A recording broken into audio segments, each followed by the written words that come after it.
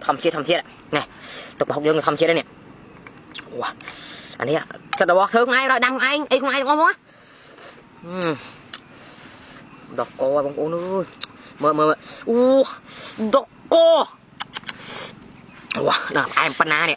thì mới nha wow lên mặt cứ mà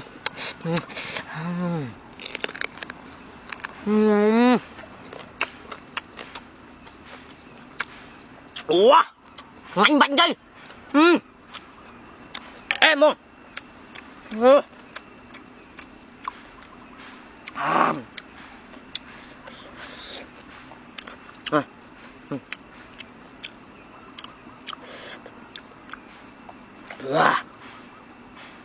việc mình cực mà trong ua chị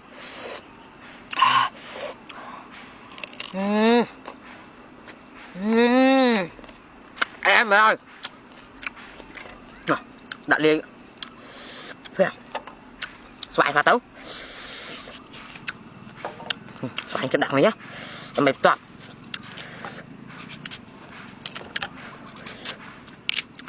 đọt con ôi ơi